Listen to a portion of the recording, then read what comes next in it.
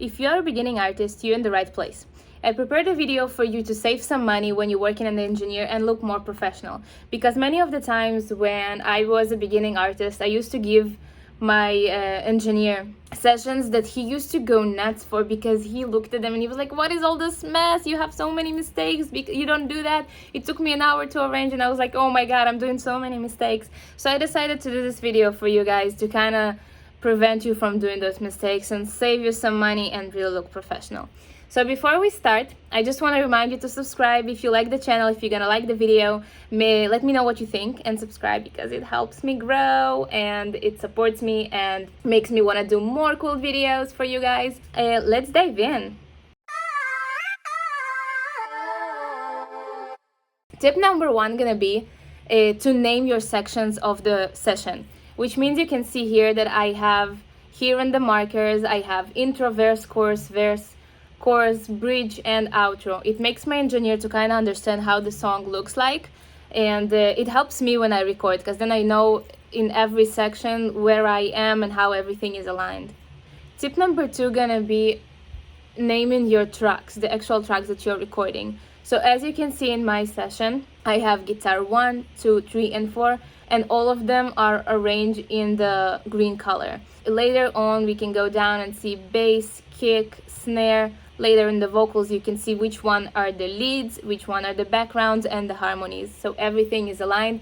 Later on, when I'm gonna export the tracks, my engineer gonna see exactly what I exported, because it has a name.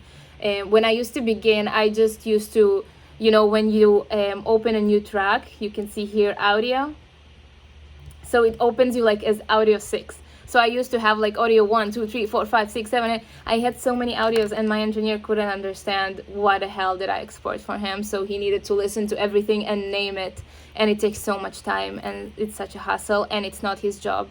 Tip number 3 is gonna be more for you, or it's very helpful if you're actually transferring the files to your engineer in the session, if you're not exporting, and it's gonna be grouping. So grouping, as you see, all my guitars are in the same place, or my kicks and snares that are not recorded are at the same place and they're yellow, and all the purple ones, this is the percussion that I actually recorded live. Later on, I have the vocals in blue, which are also grouped over here all together. You can see them grouped. It makes it easier for me to work, actually. It makes it easier to export. And if you transfer the session as it is, it makes it so much easier for your engineer to understand and kind of navigate in the session. Number 4 gonna be, when you are recording, make sure that you're not clipping. Make sure that your volumes are okay and working properly, and you're recording not on the red limit. You can see on your interface when you are recording, you can see it right here in this section. When you're recording, if your volume goes above the yellow and then becomes red, you are gonna clip. Let me give you an example. When you are clipping, you're gonna see that this thing over here, these things are gonna go beyond the track, and they're gonna kind of like cut. I don't have anything clipping here, so I can't really give you a good example, but you see that all the tracks are inside the strip, so they're not going out, they're not cutting, and it's not gonna help you if you put the gain down later on, because it's still clipping and the recording itself is not professional. And when your engineer gonna get something that is clipping, it's gonna be really, really hard to make it work and make it sound properly. So make sure you're not doing this mistake from the beginning. It leads me to the next tip, which is gonna be record mono and not stereo. Make sure that you're recording mono. You can see over here on the input that I only have one input. When I only have one input, it means that I'm recording in mono. When you're opening a new track and you do audio, this is automatically gonna give you one input, which means mono. But sometimes we do mistakes and we don't pay attention, and you can see here that if you have 2 inputs on the recording and you do create, this audio is gonna have 2 circles, which means 2 inputs. And it's not gonna work because you only have one input, you only have one mic. You're not recording with 2 mics yet. If you do, so it's different, but you're recording with 1 mic. So make sure that you're actually recording on mono. It goes out to stereo later. Another good advice that I will give you is always stick to the click. Make sure you're recording everything with a click. For vocalists, it's a little bit more complicated, and usually if you feel the beat, it's okay because vocals are more, it's easier to play with. But if you're recording guitars, drums, bass, percussion, whatever is that you're recording, stick to the click, because later on, if you're not sticking to the click and your engineer starts to work and he needs to everything to be aligned, he needs to actually take the track and try to fit everything according to it. And because it's not a MIDI and you're gonna transfer him an audio, it's gonna be so much complicated to align everything to the track and to actually work on that, and it's gonna take so much time, and it's not a fun job to do. It's not something engineers are excited to do, because it's not necessary. You can prevent from this to happen. So make sure you're recording with the click all the time. Now let's go to the exporting. So the first thing that I want to tell you is that it's very important that you're exporting in the WAV format. You're not exporting in MP3, because WAV format, it's a way higher quality. MP3 is just something that you have on your phone, that you like the ready song that you download or buy from the internet. But when you work on a session, it's gonna be always a WAV file. Let me show you how you do it. You're gonna do all the export. Let's just take a random track. You see that here the format is WAV. It's the format that all the computers take, because some of the engineers, they don't work with Apple, and then they work with Windows, and you don't want to complicate them. Especially if your engineer is not working on Logic and he's working on Cubase or Pro Tools or Ableton, you want it to be WAV. Okay, let's move forward to tip number 8, which is going to be, you always bounce just one sound at one file. You never bounce two sounds at the same time. Let me give you an example. Let's say I have here, you can see that I have 2 kicks and 2 snares, right? Don't make the mistake of thinking that you can take the 2 kicks and just export them as one file, because it's the same anyway. In my case here, I have the same kick, but those 2 kicks are a little bit different because they have different plugins. So I have the stable kick, and I have a kick with a little bit of reverb, and I have that, and I have this. But it doesn't mean that I will export them at the same file, because that's how I want it together. I'm gonna export one kick, and then I'm gonna export the other kick, so my engineer could actually work on them separately, and later on he can put them together. Which leads me to the next thing. When you are exporting all the kicks and the snares and the sound and everything, unless you decided otherwise with the engineer, you're not exporting it with the plugins, because you can see here on the kick that I have compressor, EQ, filter, bass amp, noise gate, and I have all those things that I made when I was building the session. Your engineer might not want that, because it gives him so little space to work on later, and he needs to be stuck with your reverb and with your delay and with the noise gate that you put and the compressor that you decided. If you're not a mixing engineer and you're just recording the session, this is a bad idea for you to decide what compressor the kick should use, because engineers, that's their job. They understand. That's their job, to mix the sounds, right? So leave them the job, and when you go, let's do kick file, and we're gonna export this one track. You have here the option bypass effect plugins, and you need to click it, because it means that it's gonna export only the sound without the plugins. Now, sometimes it does happen if you record, it happens to me a lot with electric guitar, that the electric guitar that my friends record, they have their special unique plugin that they use for the sound that I need. And this is okay. This is okay to bounce and together with the plugins sent to the engineer, because this is the sound that you want. Because if I just record an electric guitar without any plugins, without any amps, and then send it to my engineer like that, the sound's gonna be completely different with electric guitar. So just pay attention that if that's what you initially want, if you need this specific sound, that's fine. But try to avoid that. Try to avoid sending your engineers any EQs or compressors or stuff like that. They hate it. Hate it, hate it, hate it.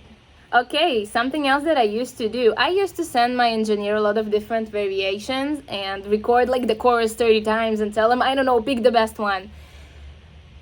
Not a good idea, guys. Not a good idea. That's our job, your job, to decide which track you like the best. And if you have like 2 or 3 options that you can decide, this is fine to tell them, okay, listen, I have like 2 things, maybe you can help me decide. But don't send them like 10 different tracks and tell them, listen, they're the same, but like whatever you like the best. Because first of all, it's not his job to decide. You need to decide as a singer or as a recording artist or whatever you're doing. If you record something, it's your job to decide which recording was the best one. And sometimes we have two different recordings which we like, and then we can send them both and tell them, okay, what do you think fits better? What do you think is, I have two options, but not 30. This is not their job. And eventually they can pick something that you don't like, and then they can work and mix something that you didn't even choose, and then you'll tell them, oh, but I don't like how I sound here. And that's gonna be your problem because you gave them the choice. Okay, number 11 gonna be aligning the tracks. So as you see in this session, this is a session that I did a while ago, so it's a little bit messy, and I decided not to spend a lot of time on this because this is a session I no longer work on. It's something that I recorded a while ago. But I want to show you. As you can see, you have all those different parts of recordings and all those cuts, and nothing is from the beginning to the end straight. So make sure if you go and you choose all the tracks, you choose all of them, right? And all of them are highlighted. You go to File and you want to export them, right? Logic gives you two options. One of them is 607 regions and the other one is 41 tracks. For you to understand it a little bit better, region is just the recording, is the separate recording of everything that you do. Tracks, these are the tracks. As you can see here, I have 41 tracks. All of them are here. So make sure that you're not accidentally exporting 607 tracks, because first of all, it's gonna take you all night to export. Second of all, your engineer will not work with that, I assure you. When he's gonna put it on his audio station, everything gonna be like separate, and these 600 regions gonna become 600 tracks. And this is impossible to work, and it's not gonna be time aligned. Everything gonna be separate, and it's just a mess. It's a waste of time, and nobody will work on that and arrange it from the beginning. So make sure you're exporting 41 tracks as audio file, and then every line is a separate audio file. It's not gonna be like different regions. It's gonna be one long audio file. So let's go ahead and do that. 41 tracks. As I said before, you bypass the effect plugins. You make sure you're on wave, and then you have the option of the range. Here on the range, it asks you if you want to trim silence at file end, export cycle range only, or extend file length to the project only. Now, pay attention. Let's close this for a second. So cycle range is the yellow thing that I have over here. So you can see that I have it from the beginning, from 1 to until here, where my tracks end. Make sure that you exporting, that you do that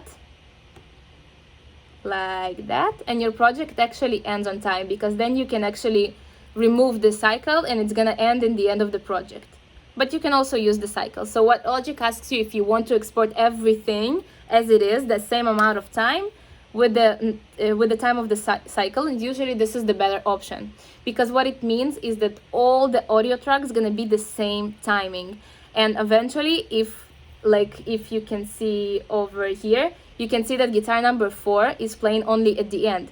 So everything is here. It's gonna export as a silence. It's not gonna export it from the beginning of the track, which means that when later I take all the files, your engineer will take all the files and export them to his audio station, this guitar is gonna stay here and not jump over here to the beginning. Here, nothing happens if you're gonna leave a lot of silence in the end of the project, but it looks a little bit unprofessional. Nobody actually needs that. So make sure that you just have the cycle on and your project ends on time, and all the tracks are starting and ending when they should end.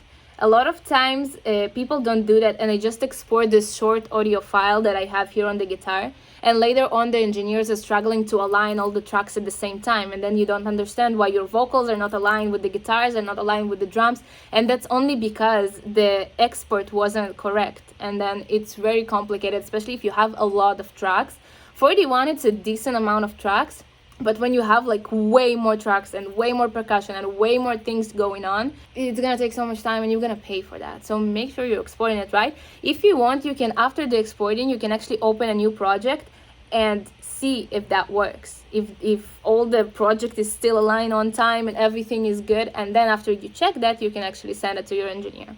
Important, guys. This is a really important part in the exporting and delivering to your engineer. Okay, and the two last things that I want to say is, you can have a reference send it to your engineer, because as you see in this session, I have a lot of mixing going on. So I already did some of the mixing, because you can see here I have a delay and I have like all the plugins on, and on the background vocals I have reverb, and I have a lot of different stuff that my engineer may use a different reverb, a different delay, might think something else.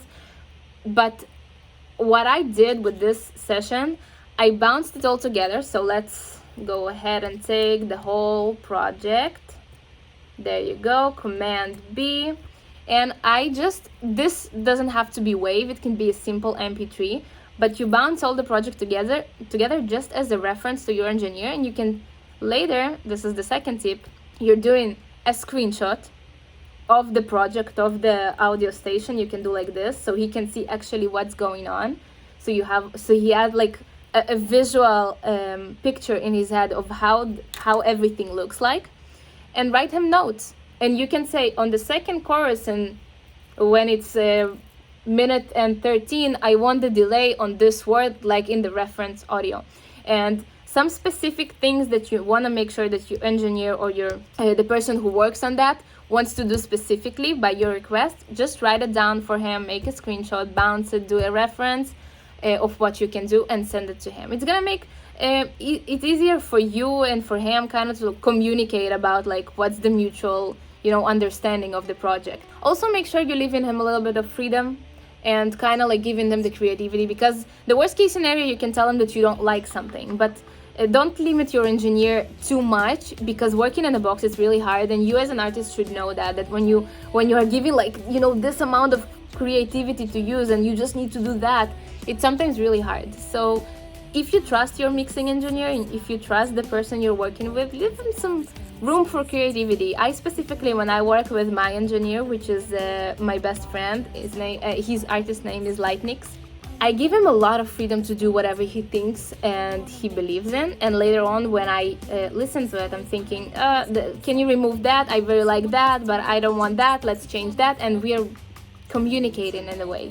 But now I learned good enough how to give him the sound that I want, and how to actually give him a project that is really easy for him to work on. This is all, guys, and if you want to listen to this song, it's gonna be out in 2 weeks. I'm so excited. It's called I'm Trying. And I'm gonna put a little reference of it so you can hear it. Make sure you subscribe if you like the video, and if you have any more advice, just comment.